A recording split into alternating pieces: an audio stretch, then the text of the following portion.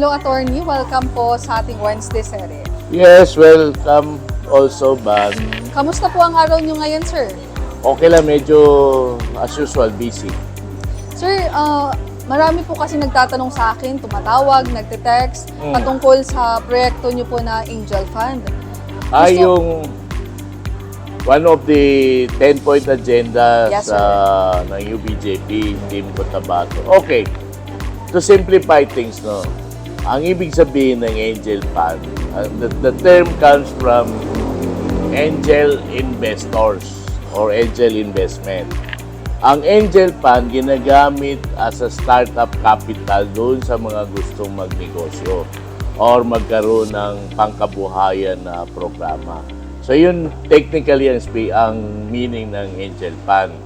Ngayon, yung programa natin na pautang na walang interest, unang-una gagawa pa natin yan ng batas. So ginadraft na natin yung batas, yung ordinance kung saan mag-allocate ang city ng pera para ipautang. So basically, ang qualification dyan na mangungutang, either by individual or by group or by a cooperative, for instance. So yung individual, we may require them to group themselves kasi mahirap mag-deal ng isa-isa. Maybe a group of 10. So, pero individual yung mangungutang. Then after that, you're going to pitch your idea. Kasi this is a Islamic financing system. Sa Islamic financing, kaya nga walang interest, profit sharing. Pero hindi ka pahiramin ng pera kung hindi viable yung business idea mo. So in other words, yung mga gustong mangutang, they're going to pitch o ilalatag nila yung ano bang pangkabuhayan na gusto nila. Ngayon may panel.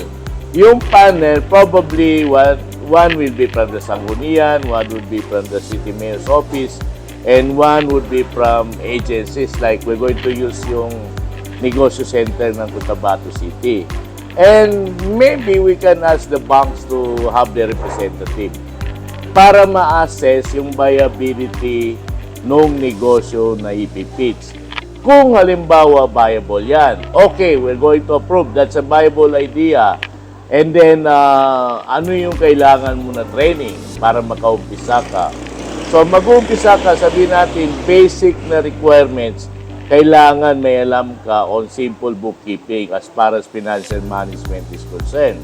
Kasi yung skills naman na kailangan doon sa pagninegosyo, kasama na yun sa pag-pitch mo ng idea.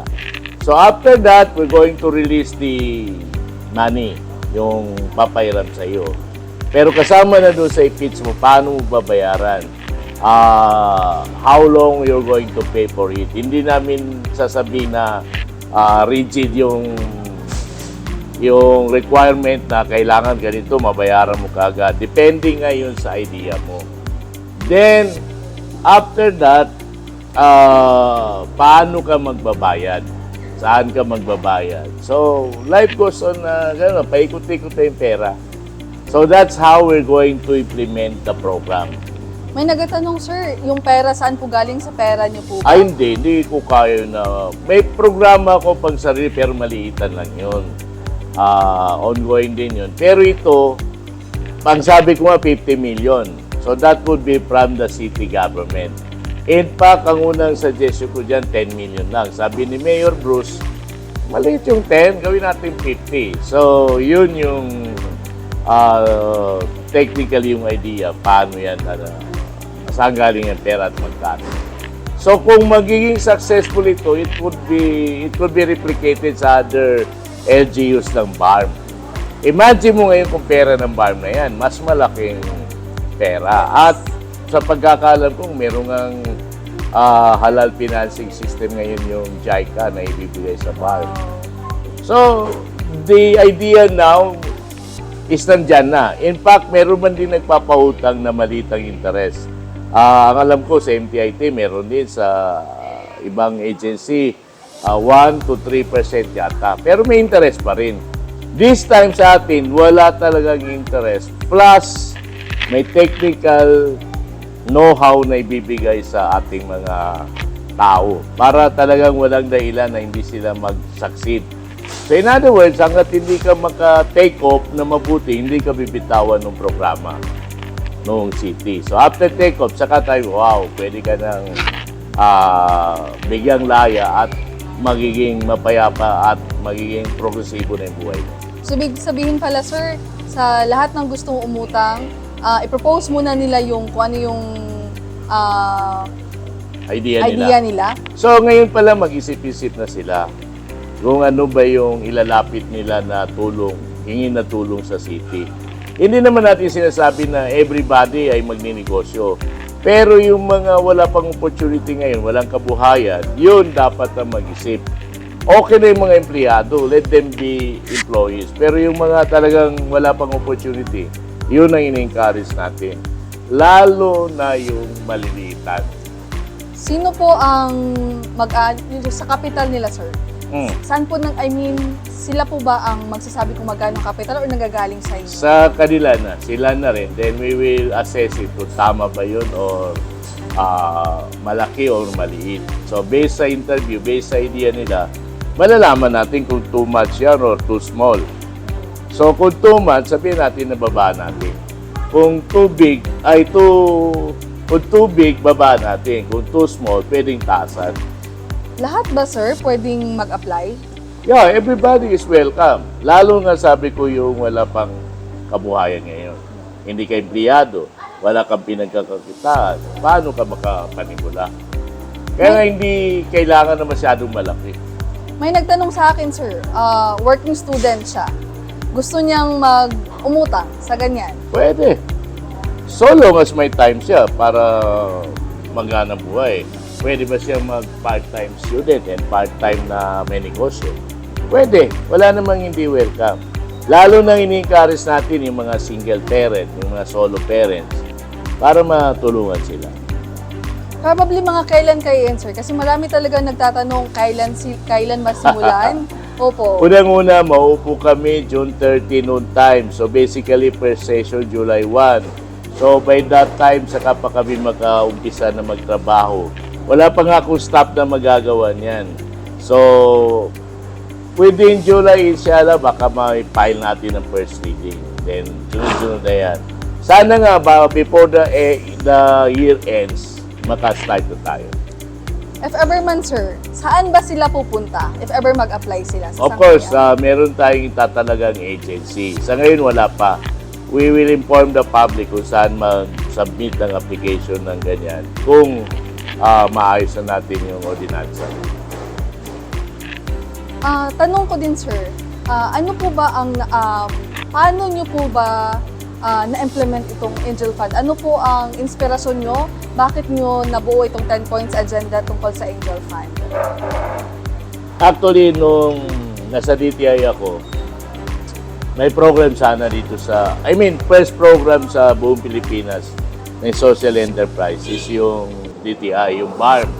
So, ginawa na natin yan noon na actually nagkaroon na tayo ng pitching ng ideas. Pero at that time, award yun na, we've given 10 grupo na 300,000. One example na dito sa Maguindanao, yung farming dito sa Uki. Kila Jandato, yung kaibigan ko doon, yun, nag-umpisa sila and then going on na yata ngayon. Plus, sa Lanao, marami. Sa Lanao, continuous pa rin yung program, yung business na umpisahan nila. So, yun yung mga inspiration natin na pwede palang gawin. Sabi bang bansa, ginagawa yan, pwede natin gawin. And lalo na dito na Muslim tayo. So, Muslim din, Islamic system. So, walang doon. Walang maraming nitty-gritty pwedeng implement. Para sa kaalaman lang po ng lahat, sir, meron po ba kayong minimum or maximum na hanggang doon lang po yung capital na pwede nyo ibigay? Actually, walang yan. Wala ko pa namin na pag-aralan kung ilan yung maximum at ilan yung minimum. Yung ginagawa ko, I think you're familiar, yung Project Life, meron tayong doon maximum 5,000 per head. So, isa 10 tao, that's 50,000. At gumagana naman yun. Okay. tumatakbo. Ang unang makikinabang dito, yung taga-palengke na nagtitinda ng nangungutang na may interest. So sila yung unang makikinabang somehow. Sila yung, pag napahiram natin, at least, magkakanegosyo sila, hindi na nila po problemahin na yung kita nila, magkano lang sa kanila kasi napupunta sa interest. Sa tingin niyo, sir, in the future, may nakikita po ba kayong kagandahang epekto nito dito sa Cotabato? Pag naging successful itong program natin, maraming magkakaroon ng kabuhayan, maraming makakapag-umpisa mamuhay. And believe it or not, kung sakaling successful yan, ma-replicate sa iba't ibang munisipyo, halimbawa, ng farm. Imagine mo kung ang farm na mismo mag-allocate ng 1 billion for the whole farm para lahat ay magkaroon ng kabuhayan na ganyan. So, that could spell a very big difference sa buhay ng mga taga-farm. Inshallah, makakamit natin yan. Alright. Sir, maraming pong salamat sa oras and Okay. magandang hapon po. So, thank you very much and let's have a tea.